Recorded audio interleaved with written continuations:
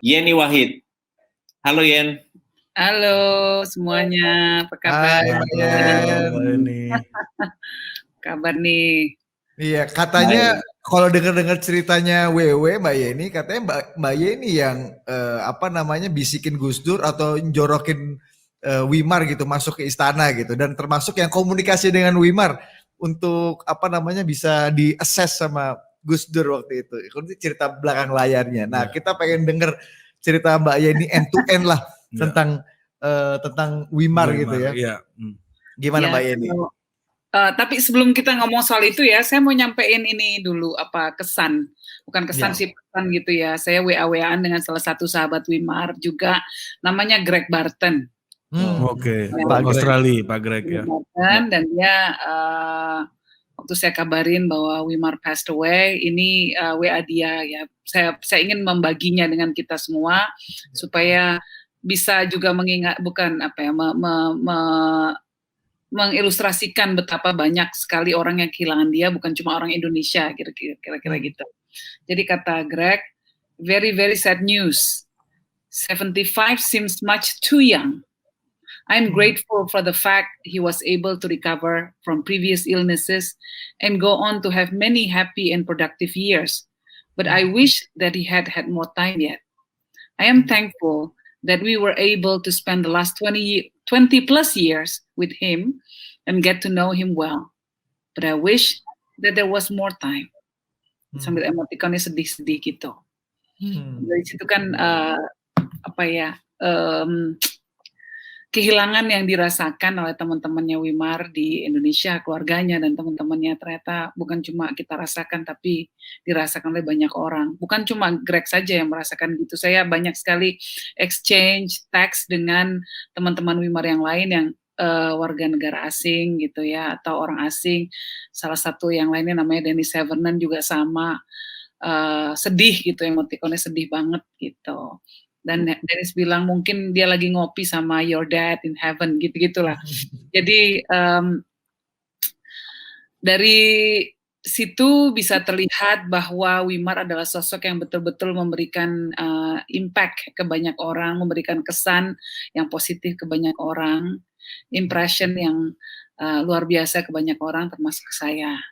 Nah, kalau soal jubir tadi, jadi memang ada famous quote ya yang sering dikatakan oleh Wimar ketika Gus Dur diberitahu bahwa ya Gus Dur kan kita sama-sama tahu dengan segala kenyelenahan beliau, dengan segala kecuekan beliau, apalagi kalau lagi komentar gitu. Nah, perlu ada yang menerjemahkan, perlu ada yang memberikan konteks dalam berbagai macam ungkapan beliau. Tapi satu orang nggak cukup. Nah, jadi dibutuhkan banyak orang. Nah, Pak Wimar ini diajukan gitu ya ke Gus Dur. You need someone like Wimar gitu to help you. Gus Dur butuh orang seperti Wimar untuk bisa membantu Gus Dur menerjemahkan banyak kebijakannya kepada publik, terutama publik internasional. Jawaban Gus Dur, I don't need someone like Wimar, I need Wimar. Gitu. Ya ngapain nyari orang kayak Wimar, ya Wimar aja sekalian gitu, kan? Dan jadilah itu.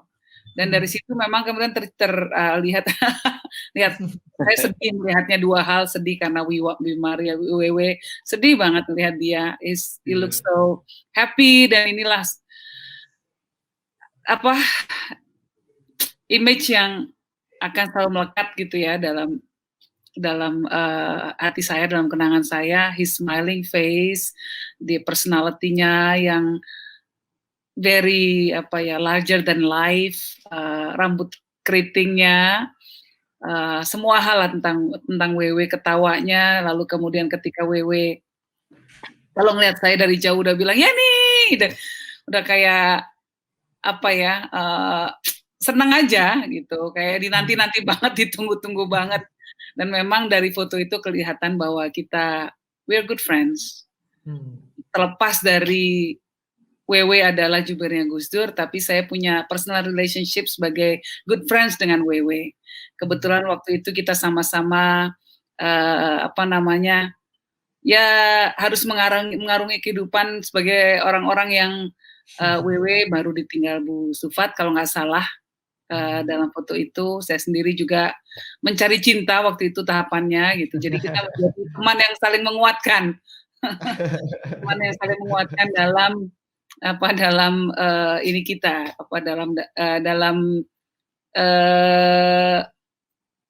dalam kesunyian kita kira-kira gitu.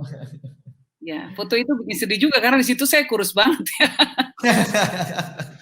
Nah, mungkin joke ini juga mau mengantar saya kepada mood yang berbeda tentang WW ya. Karena apa, saya nggak mau mengenang WW dalam kesedihan. Kita semua merasakan kesedihan yang sangat atas perginya WW.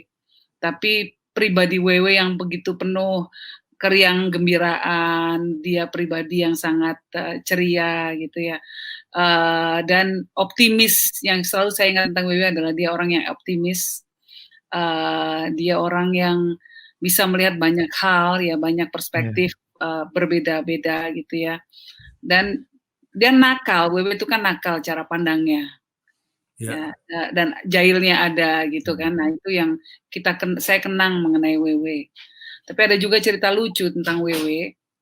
Jadi yang saya masih suka senyum kalau ingat cerita itu gitu. Jadi waktu dalam perjalanan, kalau kita pergi-pergi kemana-mana, mungkin ada beberapa teman-teman yang udah baca komentar saya atau wawancara saya mengenai ini. Tapi ada waktu kita pergi-pergi, terutama kalau keluar negeri, ini zamannya Presiden Gus Dur kan penghematan dilakukan ya. Pergi-pergi nggak bisa lagi kalau dulu mungkin zaman Pak Harto bisa pakai first class dan lain sebagainya, zaman Gus Dur enggak, semuanya downgrade kira-kira gitu kan. Nah, pejabat-pejabat ya. Demikian juga kalau kita nginep di luar negeri, di kamar hotel juga diketatkan anggarannya, sehingga harus sering sharing kamar gitu. Nah, WW itu pernah protes sama saya. Kamarnya WW itu ditempatkan ya, juri bicara ditempatkan di sebelahnya juru rias. Sama-sama juru. Jadi sama-sama juru gitu. Itu agak-agak lucu juga sih. Di situ kan juga, tapi di situ terkandung banyak makna loh. Di situ terkandung banyak makna yang dimana kita kadang-kadang orang seperti WW, Andi, kalian, Budi Ari, saya kan kita politis, memandang banyak hal, kita bisa memandang banyak hal itu dari perspektif yang memang politis lah ya gitu, dan atau protokoler, bukan protokoler ya, politis gitu. Jadi kita bisa melihat definisi dari berbagai macam, tidak mengecilkan profesi apapun, tapi tentu definisi dari pekerjaan sebagai juru bicara dan juru rias punya ranahnya yang berbeda sekali gitu ya. Sama-sama penting juga tuh Mbak ya. Sama-sama penting, juru rias penting sekali dong. Apalagi dalam juru rias zaman sekarang mungkin jauh lebih penting ya, karena zaman milenial semua mau tampil di gitu kan. Nah, tapi zaman itu juru rias itu adalah orang yang membantu rombongan perempuan kalau mau pakai baju sanggulan dan lain sebagainya gitu. Tetapi menempatkan WW dalam kategori definisi yang sama ininya kelasnya ya Mbak ya. Dalam kelas yang sama dengan juru rias. Itu lucu sekali, dan WW nggak marah. Ketawa aja kita gitu. Jadi di situ menunjukkan pribadinya yang optimis, yang riang, yang bisa memandang banyak hal itu dari sisi positif kira-kira gitu. Baik, Mbak Yeni, menarik sekali itu sekali lagi ini ya, melengkapi puzzle besarnya Weimar. Soalnya yang politik udah banyak banget. Saya mau ngomong yang sisi yang itu yang nggak diketahui orang banyak. Bagus banget ya. Aktivisme dan udah diomongin dari tadi kan. Nah, benar-benar.